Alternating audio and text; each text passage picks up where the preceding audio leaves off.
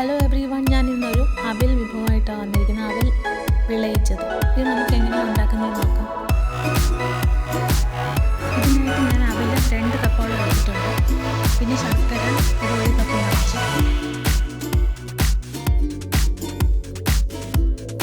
ജീരകം നമുക്ക് ആവശ്യത്തിന് 1/4 ടീസ്പൂൺ ഇടണം. പിന്നെ ഏലക്ക 3-4 ചതച്ചിടണം. ഇതിലേക്ക് തേങ്ങാക്കൊത്തും കപ്പലണ്ടിയും കൂടെ മൂപ്പിച്ചിടുന്നുണ്ട്. ഇതിലേക്ക് ജിഞ്ചർ പൗഡറും കൂടി ചേർക്കുന്നുണ്ട്. ഇനി അടുത്തതായിട്ട് ഈ ചീനി വെച്ചിരിക്കുന്ന ശർക്കരയിൽ കുറച്ച് വെള്ളം ഒഴിച്ച് ഒന്ന് അരിച്ചെടുക്കാം. ഈ പാവൊന്ന് മൂത്തതിന് ശേഷം നമുക്കൊന്ന് അരിച്ചെടുക്കണം. ഇനി അടുത്തതായിട്ട് ഞാൻ അടുപ്പിലൊരു പാൻ വെച്ചിട്ടുണ്ട്. പാനിലേക്ക് ഞാൻ 2 സ്പൂൺ നെയ്യ് ചേർക്കുന്നുണ്ട്. ഇതിലേക്ക് 1/4 ടീസ്പൂൺ ജീരകം ചേർക്കുന്നുണ്ട്. ജീരകം ഒന്ന് മൂത്ത് വരുമ്പോഴത്തേക്ക് കപ്പലണ്ടിയും അരിഞ്ഞു വെച്ചിരിക്കുന്ന തേങ്ങാക്കൊത്തും കൂടി ചേർത്ത് നന്നായിട്ടൊന്ന് മൂപ്പിച്ചെടുക്കാം.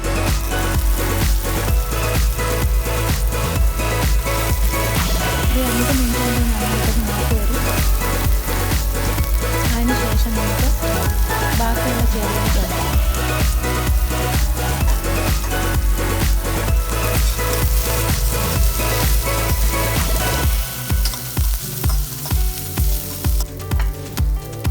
ഇതിലേക്ക് ഇനി നമുക്ക് 1 കപ്പ് തേങ്ങ ചേർക്കാം. ഈ തേങ്ങ കൂടി ഈ നെയ്ക്കകത്ത് കിടന്ന് നന്നായിട്ടൊന്ന് മൂത്ത് വരണം. അതിന് 2 മിനിറ്റ് കൂടെ നന്നായിട്ട് ഇളക്കിയെടുക്കാം.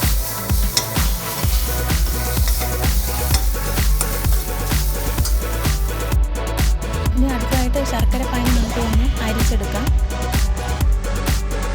നമ്മൾ തയ്യാറാക്കി വെച്ചിരിക്കുന്ന ശർക്കര പാനി ഈ തേങ്ങാക്കൂട്ടിലേക്ക് ഞാൻ ചേർക്കുന്നുണ്ട്.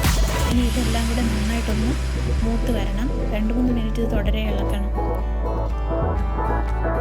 ഈ ശർക്കര പാനി നന്നായിട്ട് തിളച്ച് വരുന്നുണ്ട്. ഇനി ഇത് ഒന്ന് തീ ഓഫാക്കി തണുക്കാനായിട്ട് വെക്കണം. തണുത്തതിന് ശേഷം മാത്രം നമ്മൾ അവിലിനകത്ത് ചേർക്കണം. അങ്ങനെ ചെയ്യുകയാണെങ്കിൽ അവൽ സോഫ്റ്റായിട്ട് ഉണ്ടായിരിക്കും. അല്ലെങ്കിൽ പെട്ടെന്ന് നമ്മൾ കട്ട് ചെയ്ത്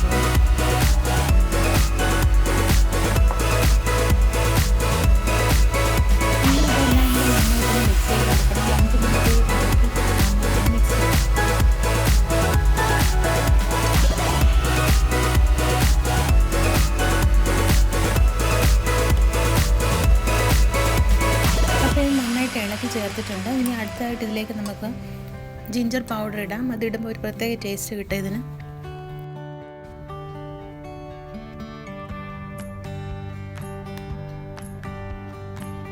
ഇനി അടുത്തതായിട്ട് ഇതിലേക്ക് 1 ടീസ്പൂൺ പഞ്ചസാര കൂടി ചേർക്കുന്നുണ്ട്.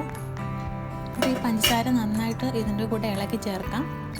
1 മിനിറ്റ് ഒന്ന് ഇളക്കിയതിന് ശേഷം ഒരു പാത്രത്തിലേക്ക് മാറ്റാം.